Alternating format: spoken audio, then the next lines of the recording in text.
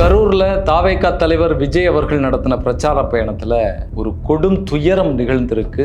40 உயிர்களை நாம் இழந்திருக்கிறோம். அதுல 8 குழந்தைகள் 16 பெண்கள் உட்படுவர் அப்படிங்கிற தகவல்கள் எல்லாம் வெளியாகி மிகப்பெரிய பதைப்பதைப்பை உண்மையிலே நமக்கு உருவாகி, இந்தியாவிலே இப்படிப்பட்ட அரசியல் நிகழ்வுகள்ல இப்படிப்பட்ட விபத்துகள் நடக்கல அப்படிங்கிறத பலரும் பதிவு செய்யறாங்க. தமிழகத்திற்கே இது மிகப்பெரிய ஒரு கரும்புள்ளியாக, அவமான சின்னமாக இது மாறி. இந்த சம்பவங்களுக்கு பின்னால என்ன நடந்தது, இதற்கான காரணம் என்ன, இதற்கான அஜாக்கிரதை என்ன, என்னென்ன செய்யப்படாமல், என்னென்ன விஷயங்களை கடைபிடிக்கப்படாமல் இப்படிப்பட்ட பெரும் துயரம் நடந்திருக்கு அப்படிங்கிறத இந்த வீடியோல பார்ப்போம்.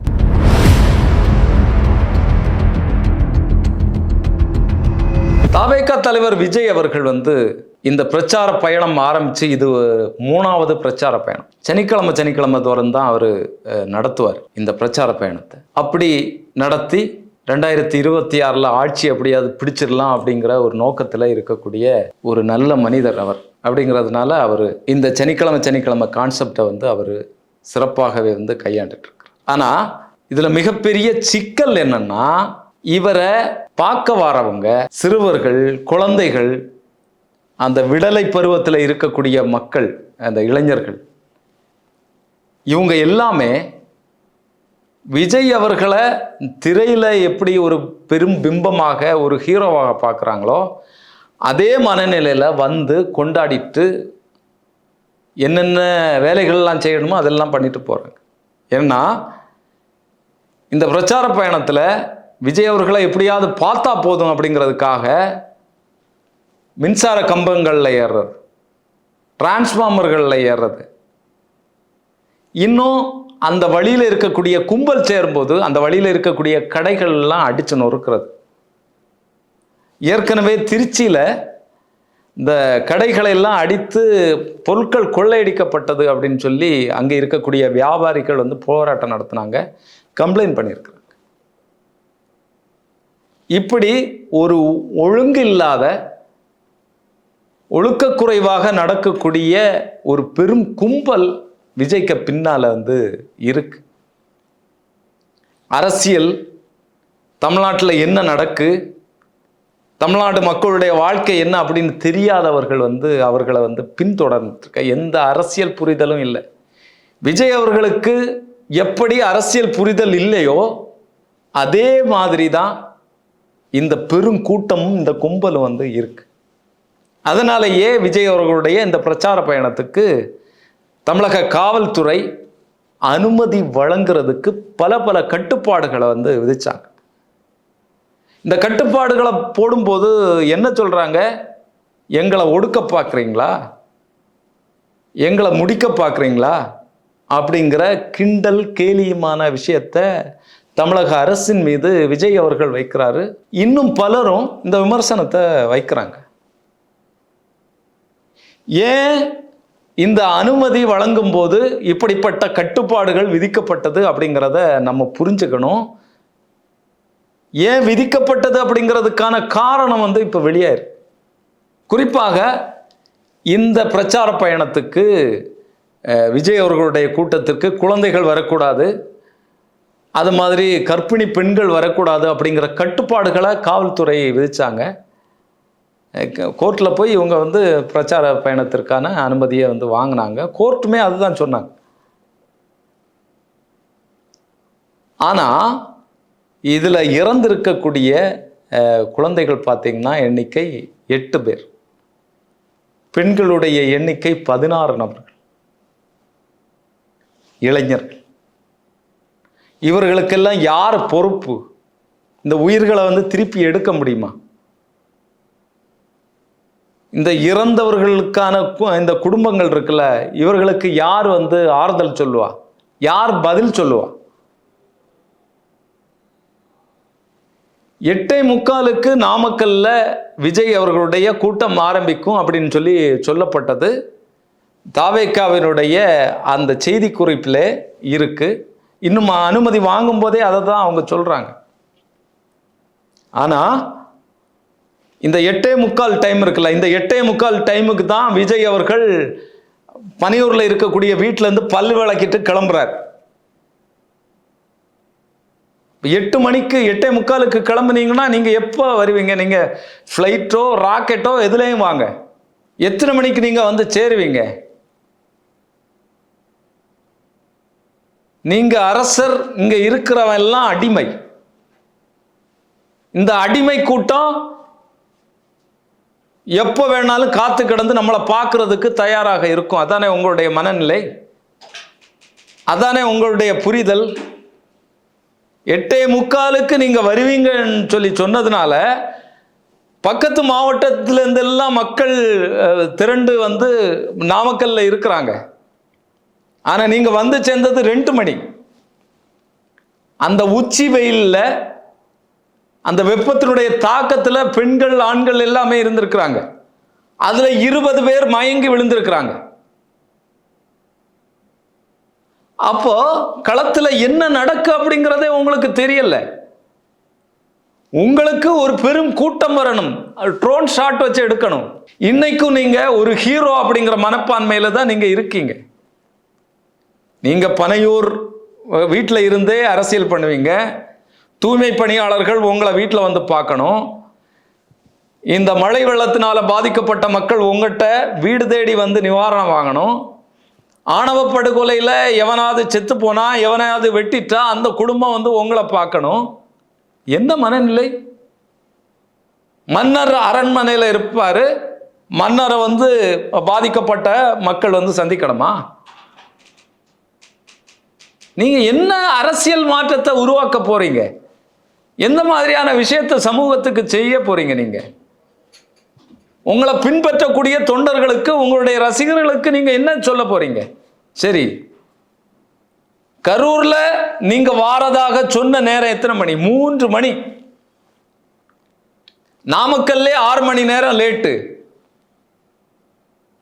கரூர்ல நீங்க வர சொன்ன நேரம் 3, நீங்க வந்து சேர்ந்தது 7:10 வாக்குல நீங்க வந்து சேர்றீங்க.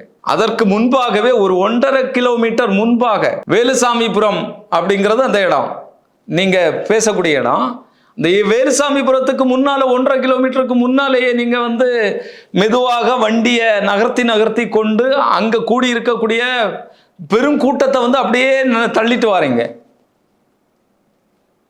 ஒரு 2 மணி நேரத்திற்கு மேலாக அந்த இடத்துல செலவழிக்கப்பட்டதாக சொல்றாங்க. சரி, இங்க பேசக்கூடிய இடத்துக்கு வந்து சேர்றீங்க. இவ்வளோ பெருந்திரள், இவ்வளோ மக்கள் நெருக்கடியாக இருக்காங்க அப்படிங்கிறது நீங்க ஏறின உடனே தெரியும். நீங்க வரும்போதே பலரும் வந்து மயங்கி விழுறாங்க, பலரும் மிக பெரிய சிக்கலுக்குள்ளாகிறாங்க. இன்னைக்கு மருத்துவமனையில் இருக்கக்கூடிய மக்கள் பேசிட்டு இருக்கிறாங்க, பாதிக்கப்பட்ட ஒரு பெண் பேசுறாங்க. விஜய் அவர்கள் வரும்போதே நான் செத்துருவேன், என்னை விட்டுருங்க, எனக்கு ஆக்சிஜன் கிடைக்கல, நான் மயங்கி விழப்போறேன்னு சொல்லி பேசும்போதே யாரும் வந்து அந்த அந்த பெண்ணை வந்து வெளியில விடலை. இந்தா வந்துட்டாருன்னு சொல்லி அப்படியே பிடிச்சு நிறுத்திருக்கீங்க. இங்க இருக்கக்கூடிய அரசியல் கட்சிகள் செய்யக்கூடிய வேலைகள், பணிகள் உங்களுக்கு தெரியுமா? ஏற்கனவே 2 பிரச்சார பயணம் முடிச்சாச்சு, இது 3வது பிரச்சார பயணம். இந்த பயணத்துல என்னென்ன மாற்றங்கள் பண்ணணும், இதுக்கு முன்னால என்னென்ன சிக்கல்கள் ஆச்சு, அதுக்கு என்னென்ன விஷயங்களை பண்ணணும் அப்படிங்கிற விஷயத்தை நீங்க பண்ணல. எப்படிப்பட்ட கும்பல் உங்களை சுத்தி நிற்கு? ஜெனரேட்டர் வச்சிருக்கக்கூடிய அந்த தடுப்பை எல்லாம் உடைச்சு தள்ளிட்டு உள்ளால ஏறுறான். மரத்துக்கு மேலே ஏறிருக்க, மரம் முறிஞ்சு விழுந்து அதிலே பலரும் கீழே மயங்கி விழக்கூடிய சூழ்நிலை ஏற்படுது. நீங்க பேச ஆரம்பிக்கும் போதே ஆதவ் அர்ஜுன் வந்து சொல்றாரு ஒரு குழந்தைய காணலன்னு சொல்லி, நீங்களே அனௌன்ஸ்மெண்ட் பண்றீங்க. அப்ப அங்க இருக்கக்கூடிய சூழல் பதட்டம் உங்களுக்கு தெரியலையா? நீங்க பேப்பர்ல எழுதி இருக்கிறத வாசிக்கணும், வாசிட்டு முடிச்சுட்டா பஞ்சு டைலாக் பேசிட்டு நம்ம போயிட்டு இருக்கலாம் அப்படிங்கிறது தானே. ஒரு நாள் உங்களுடைய பிரச்சார பயணம் தடைபற்றா என்ன பிரச்சனை? அங்கெங்கே மக்கள் சரிந்து விழுறாங்க, தண்ணி விடுங்கப்பான்னு சொல்லி நீங்க தான் தூக்கி எறிறீங்க. அப்போ உங்களுடைய ரசிகர்களை வச்சு, இல்லைன்னா உங்களுடைய தொண்டர்களை வச்சு ஒரு அனௌன்ஸ் பண்ணி பாதுகாப்பா வெளியேறதுக்கு வழிவிடுங்க, மக்களை வந்து கொஞ்சம் வெளியேற்றுங்கன்னு சொல்லி இருந்தா இந்த பிரச்சனை வந்திருக்காது, நடந்திருக்காது. 2 ஆம்புலன்ஸ் நீங்க பேச ஆரம்பிக்கும் போது 2 ஆம்புலன்ஸ் உள்ளால வருது. மயங்கி விழுந்திருக்கக்கூடிய ஆட்களை எடுக்கிறதுக்கு வருது. என்னப்பா நம்ம கட்சி கொடியை கட்டிட்டு ஆம்புலன்ஸ் வருது, என்ன நடக்குது இங்க அப்படின்னு சொல்லி பேசுறீங்க. நீங்க அனுமதி வாங்கும் போதே காவல்துறை 2 ஆம்புலன்ஸ் வச்சிருக்கணும் அப்படிங்கிற உத்தரவோட தான் அவங்களுக்கு அனுமதி வழங்குறாங்க. அப்படி மயங்கி விழுந்த ஆட்களை எடுக்கிறதுக்கு தான் ஆம்புலன்ஸ் வருது. ஒரு இளம் தெரியாது, கீழே என்ன நடக்கணும் தெரியாது, நம்ம மேலே நம்ம என்ன பேசணும்னு தெரியாது, இங்கே இருக்கக்கூடிய அரசியல் நிலவரம் என்னன்னு தெரியாது, மக்கள் பிரச்சனை என்ன தெரியாது, கண்ணு முன்னால் என்ன நடக்கு அப்படிங்கிறது தெரியாது. மகாராஜா பேசிட்டு போகணும், அப்படிதானே? என்ன மனநிலைன்னு புரியல. முதல்ல பேச்ச ஆரம்பிக்கும் போது காவல்துறையினர் இருந்ததுனால தான் எனக்கு இங்கே வர முடிஞ்சதுன்னு பேசுறீங்க. ரெண்டாவது இங்க என்ன நடக்குன்னு தெரியல, காவல்துறையினர் என்ன பண்ணிட்டு இருக்கீங்க, யாருக்காக நீங்க அடிபணிஞ்சு நிற்கீங்கிறத பேசுங்க. அங்கேயும் பஞ்ச டயலாக்கு. 6 மாசத்துல ஆட்சி மாறும் காட்சி மாறும்.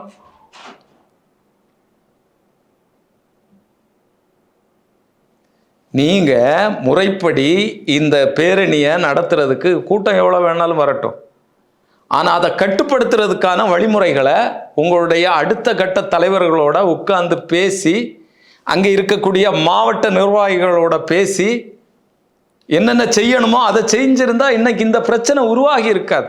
இவ்வளோ பெரிய கொடும் துயரம் நடந்திருக்கு. நடந்த பிறகு நீங்க அவசர அவசரமாக இந்த கொலை பண்ணிட்டு தப்பி போறவனை போல 3 வண்டிகள் மாறி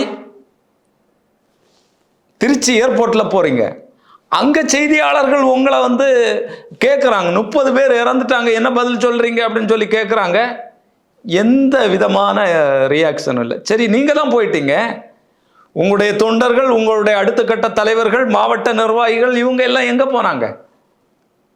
அதிமுக, திமுக இந்த மாதிரி பல கட்சிகளை சார்ந்த நபர்களும் இறங்கி வேலை செய்யறாங்க. கை கோர்த்து நின்று அங்க பலரையும் காப்பாற்றக்கூடிய வேலையை, தூக்கிட்டு ஓடக்கூடிய வேலையை, இந்த ஆம்புலன்ஸ் எல்லாம் மருத்துவமனையில் ஒழுங்காக சேரணும் அப்படிங்கிற விஷயங்களை பண்ணிட்டு இருக்கிறாங்க. ஆனால் வெளி மாவட்டத்திலேருந்து வரக்கூடிய ஆம்புலன்ஸ் எல்லாம் தடுத்து நிறுத்தி, ஏன் இவ்வளோ ஆம்புலன்ஸ் வருதுன்னு சொல்லி ஆம்புலன்ஸை உடைக்கக்கூடிய வேலையை உங்களுடைய தொண்டர்கள் செய்கிறாங்க. எந்த அரசியல் புரிதலும் இல்லை, என்ன நடக்கு அப்படிங்கிறது இல்லை. 2026 முதல்வர் பதவி, நீங்களும் அப்படிதான் பேசுறீங்க, உங்களுடைய தொண்டர்களும் அப்படிதான் பேசுறீங்க. முதல்வர் பதவிக்கு என்ன செய்யணும், என்னென்ன வேலைகள் எல்லாம் செஞ்சா இந்த முதல்வர் பதவியை அடைய முடியும் அப்படிங்கிறதெல்லாம் இல்லை.